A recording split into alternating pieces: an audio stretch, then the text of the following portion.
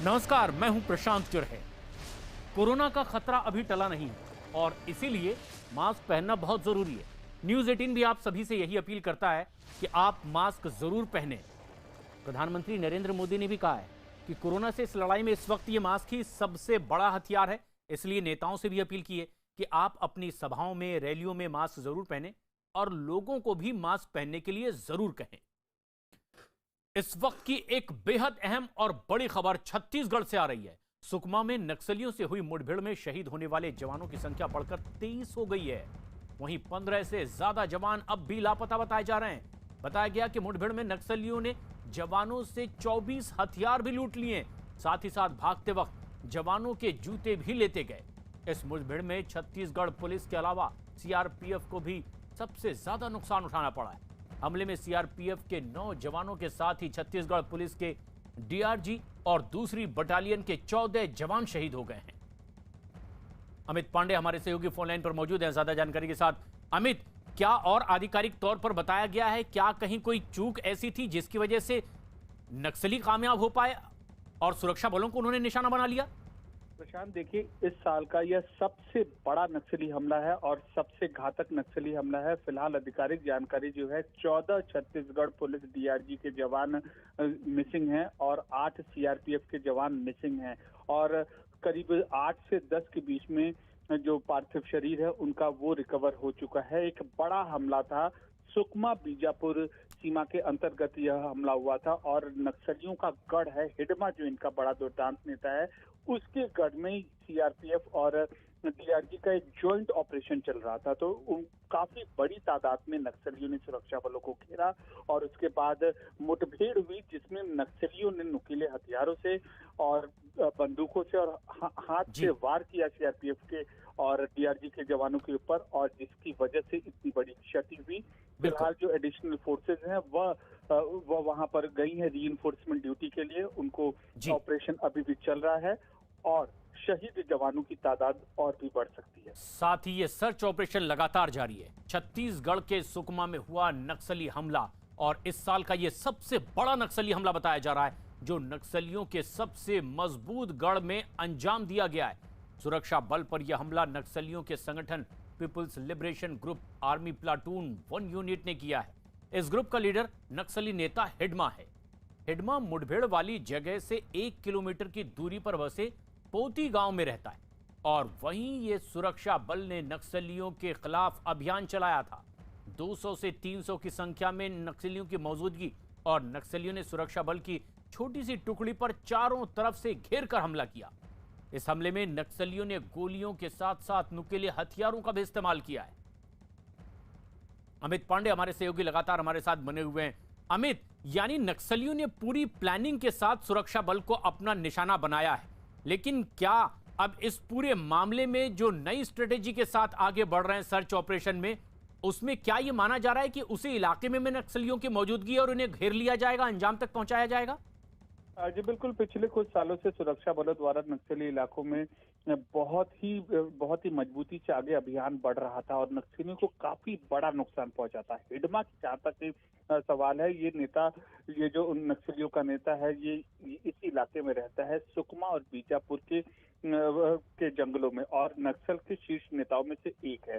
तो जब बाहर के एरियाज को डोमिनेट करने के बाद सुरक्षा बल जब अंदर की ओर बढ़े, जब जहां पर ये सुकमा रहता है, जहां पर हिडमा रहता है, आसपास के लोग मौजूद थे और बड़ी तादाद में नक्सलियों ने सुरक्षा बलों को घेरा और काफी मुठभेड़ हुई। और इसमें सबसे बड़ी बात यह है कि नक्सलियों को भी बहुत बड़ा नुकसान पहुंचा है और बड़ी तादाद में नक्सली काडर भी मारे गए हैं।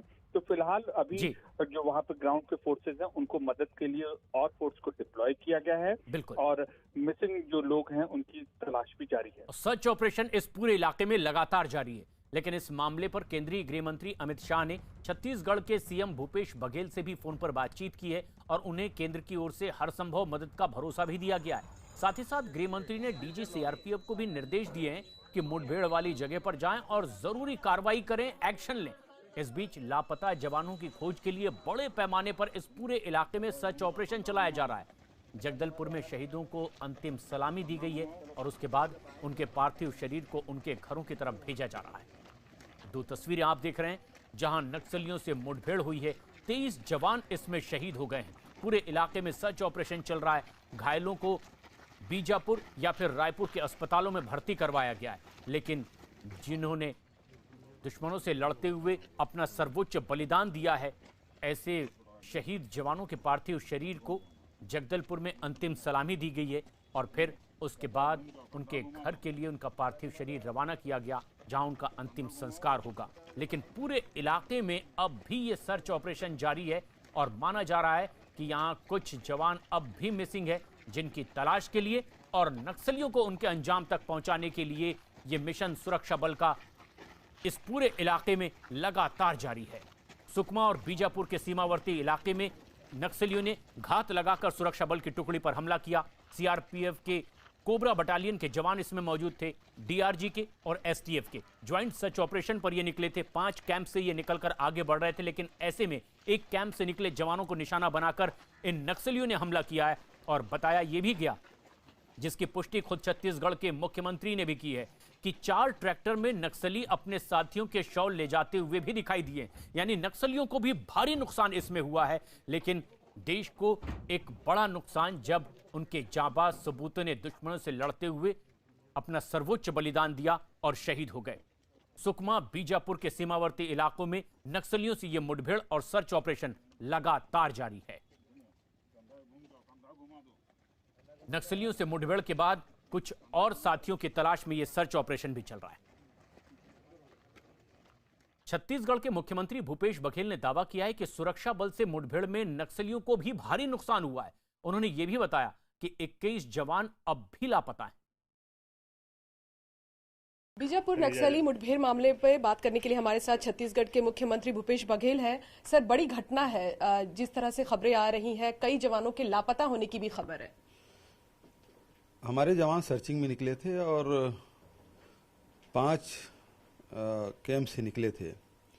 एक कैंप पे हमला हुआ, एक कैंप के जो जवान निकले थे और बहुत बहादुरी से लड़े। करीब लगभग 4 घंटे दोनों तरफ से फायरिंग हुई और हमारे जो जवान हताहत हुए हैं, लेकिन नक्सलियों को भी भारी नुकसान हुआ है। जो जानकारी आई है वो 4 ट्रैक्टर में वो लोग जो नक्सली हताहत हुए हैं उनको ले गए हैं। तो नुकसान दोनों तरफ हुआ है कि जवानों की शहादत बेकार नहीं जाएगी और मैं उसके परिवार के प्रति संवेदना व्यक्त करता हूं और इससे हमारा मनोबल और बढ़ा है और पूरी ताकत के साथ लड़ेंगे।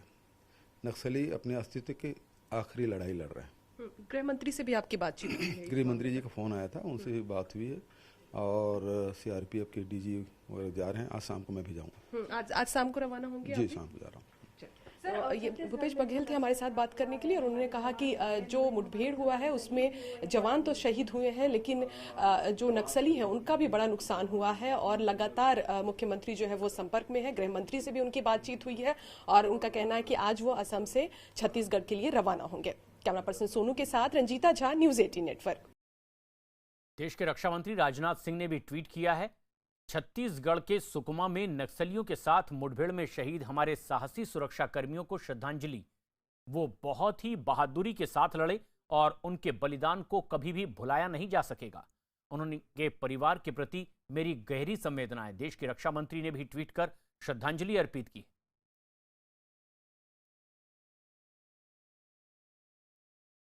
और इस वक्त हमसे सीधे जुड़ रहे हैं न्यूज 18 छत्तीसगढ़ के एडिटर प्रकाश चंद्र होता। प्रकाश, जो सबसे अहम बात है वो ये कि आखिर क्या इतनी बड़ी घटना को नक्सली अंजाम देते हैं? कोई चूक हो गई थी जिसका फायदा नक्सलियों ने उठा लिया? मैं बता दूं, ये इंटेलिजेंस बेस्ड ऑपरेशन था।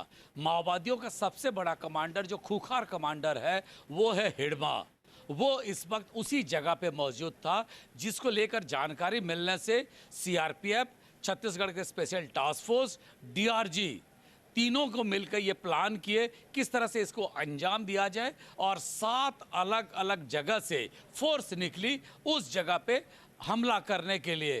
तर्रेम से निकली थी, बीजापुर जिले के तर्रेम से निकली थी 707 जवानों की फोर्स और उनकी जो है वहीं पे मुठभेड़ होता है एक टोली के साथ, जिस पे 500 ऐसे माओवादी थे। मैं आपको दर्शकों को बता दूं कि ये बहुत महत्वपूर्ण है।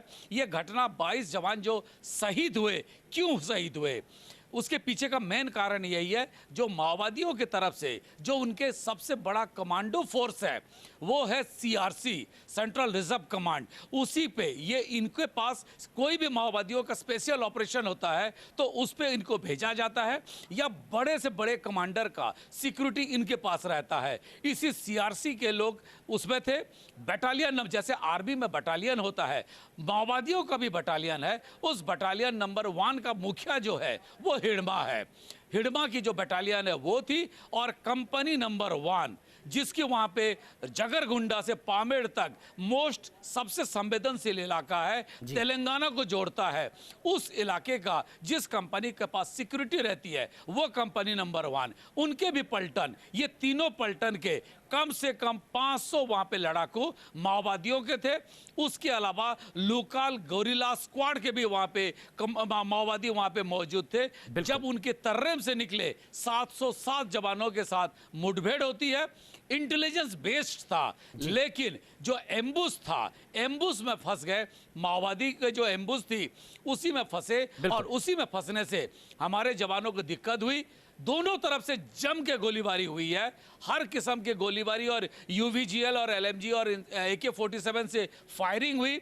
घटना इतना गंभीर कि 22 जवान शहीद हुए, एक अभी भी लापता है, और 31 हमारे जवान को। बड़ा नुकसान भी है कि इतनी बड़ी तादाद में हमारे जवानों को शहादत देनी पड़ी है, लेकिन अब सर्च ऑपरेशन लगातार जारी है। कोशिश यही कि उन नक्सलियों को उनके अंजाम तक पहुंचाया जाए।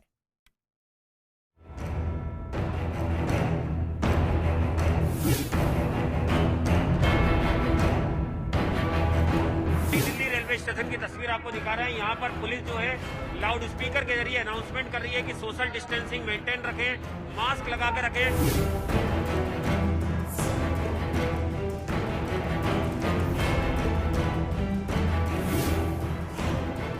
जिस तरह की तस्वीरें इस वक्त सामने आ रही हैं, चेतावनी के बावजूद आज या कल में महाराष्ट्र सरकार इस पर क्या फैसला लेती है।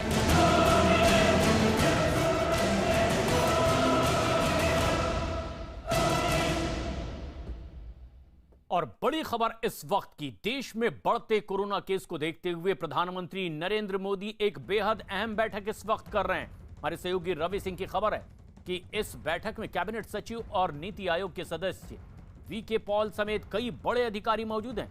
बैठक में देश में कोरोना के हालात पर चर्चा हो रही है। पिछले 24 घंटे में देश में कोरोना के 93,000 से ज्यादा नए केस आए हैं। कैसे इसे रोका जाए, अगली क्या रणनीति होगी? माना जा रहा है कि इस बेहद अहम बैठक में इस पर विचार मंथन हो रहा है और कुछ अहम फैसले भी लिए जा सकते हैं।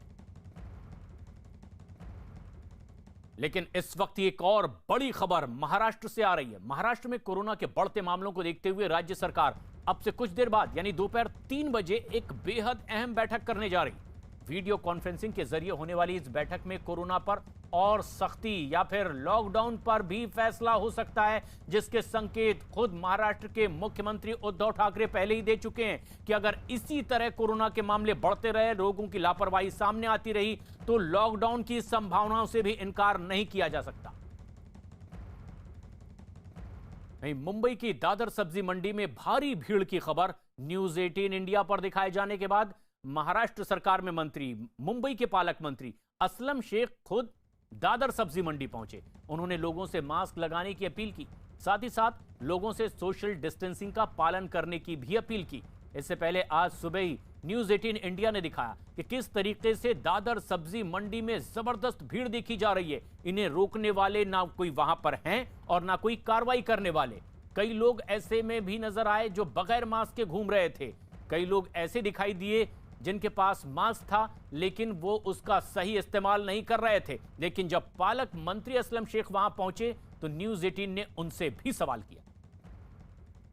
न्यूज 18 इंडिया पर खबर दिखाए जाने के बाद महाराष्ट्र सरकार के मंत्री असलम शेख यहां पर पहुंचे हैं और ये मुंबई के पालक मंत्री भी हैं। तो यहां पर जो पहुंचे हैं लोगों से अपील कर रहे हैं दादर की सब्जी मंडी में कि लोग हैं वो मास्क लगाएं, सोशल डिस्टेंसिंग के नियमों का पालन करें और इसके साथ ही साथ तमाम लोगों से वो अपील भी कर रहे हैं, क्योंकि लगातार जो कोरोना के केसेज हैं वो मुंबई में, महाराष्ट्र में लगातार बढ़ते जा रहे हैं और यह स्थिति कहीं ना कहीं सरकार की चिंता बढ़ा रही है। और यही वजह है कि पूरी दादर की सब्जी मंडी में वो घूम घूम कर लोगों से ये अपील कर रहे हैं कि लोग मास्क लगाएं, सोशल डिस्टेंसिंग के नियमों का पालन करें और साथ ही साथ सबसे अहम चीज़ ये कि जिस तरह से दादर की सब्जी में मंडी में जो है नियमों का उल्लंघन हो रहा है। आप देखिए, जो मंत्री महोदय हैं वो यहाँ पर अलग अलग दुकानों पर जा रहे हैं और वहाँ पर जो है लोगों से अपील कर रहे हैं कि जो लोग हैं वो कोरोना के नियमों का पालन करें, मास्क लगाएं और सबसे अहम चीज़ की जो सोशल डिस्टेंसिंग है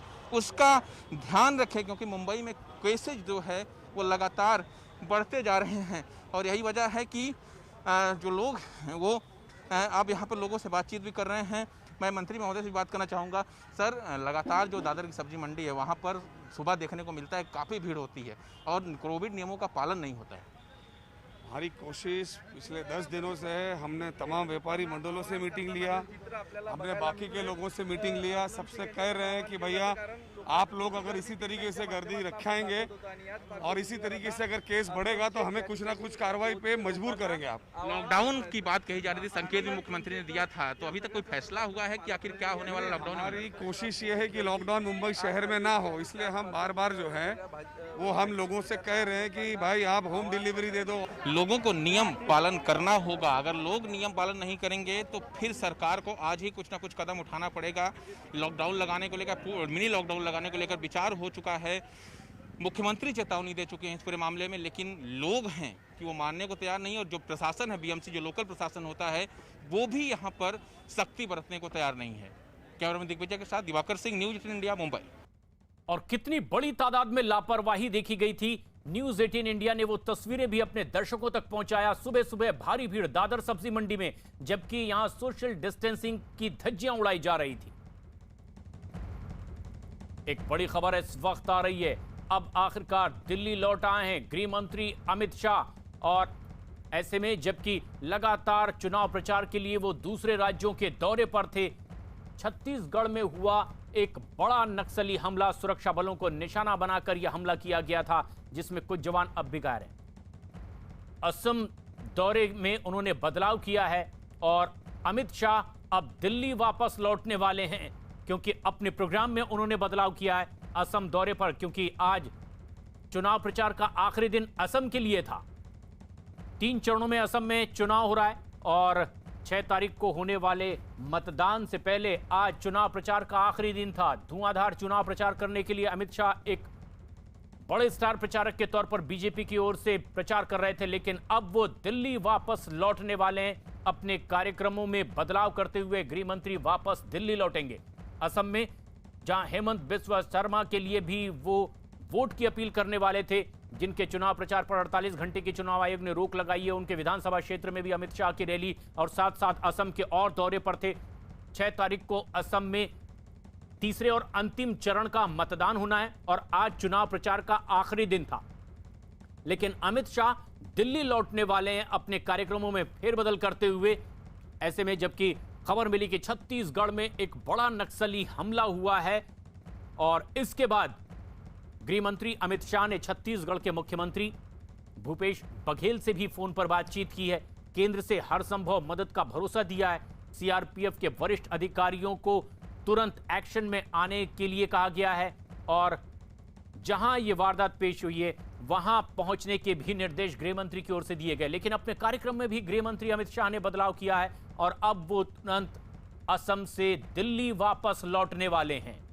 गृह मंत्री अमित शाह, जो तमाम स्टार प्रचारकों में सबसे अहम माने जाते हैं, बीजेपी की ओर से एग्रेसिवली धुआंधार प्रचार करने के लिए उनके डिमांड बीजेपी उम्मीदवारों की ओर से। और इसी कड़ी में जो वो असम में थे, आज असम में चुनाव प्रचार का आखिरी दिन है, क्योंकि तीसरे और अंतिम चरण का चुनाव जो 6 तारीख को होना है, आज ये चुनाव प्रचार थम रहा था। अमिताभ सिन्हा हमारे वरिष्ठ सहयोगी इस वक्त फोनलाइन पर मौजूद हैं। अमिताभ, आखिर किस तरह का और क्यों ये बड़ा बदलाव करने को मजबूर हुए गृह मंत्री अमित शाह? प्रशांत, दो चीजें साफ है। कल जो सुकमा की जो घटना हुई है उसने काफी झकझोर कर रख दिया, क्योंकि अरसे से ऐसी घटनाएं हो नहीं रही थी और सरकार ने काफी हद तक काबू में पाया हुआ था नक्सली हमलों को और नक्सलियों को भी। ऐसे जब चुनाव के समय छत्तीसगढ़ के सुकमा में इस तरह से जवानों की और सैनिक बल के जवानों की जिस तरह से हत्या हुई है, नक्सलियों ने की है, इसको लेकर काफी संवेदनशील हैं गृह मंत्री, और इसीलिए उन्होंने कल अपनी संवेदना भी जाहिर की थी और उसी के कारण आज दौरे को कट शॉर्ट किया है। उनको 3 रैलियां करनी थी असम में और एक रैली उनको हेमंत बिश्व शर्मा के इलाके में करनी थी, लेकिन पहली रैली करने के बाद ही वो वापस दिल्ली के लिए रवाना हो गए हैं और अब वहां जाकर वो पूरे घटनाक्रम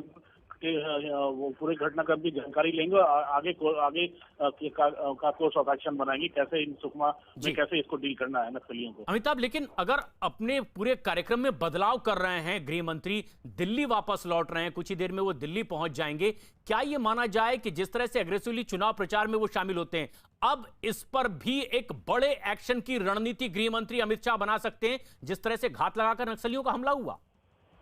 देखिए, किसी भी तरह की हिंसा है, प्रधानमंत्री मोदी हो चाहे गृह मंत्री, लगातार उन्होंने उसकी निंदा की और उसको काबू में पाने की उन्होंने हमेशा हर संभव उपाय किया है। जिस तरह से नक्सली हमलों से जूझने के लिए अर्धसैनिक बलों को नए नए इक्विपमेंट दिए जा रहे हैं, नए हथियार दिए जा रहे हैं, नए वस्त्र दिए जा रहे हैं, एंटी लैंडमाइन ऑपरेशन के लिए सबको नई नई चीजें मुहैया कराई जा रही हैं। तो मुझे लगता है कि एक एग्रेसिव स्टैंड अब जरूर बढ़ेगा, क्योंकि काफी दिनों से इन सब घटनाओं पे काबू पाया हुआ था सरकार ने, और ऐसी घटना अगर ऐसे वक्त हुई है जब 4 राज्यों में विधानसभा चुनाव है, तो जाहिर तौर पर नाराजगी सरकार के अंदर है और काफी गृह मंत्री ने खुद संवेदना जताई और वापस गए।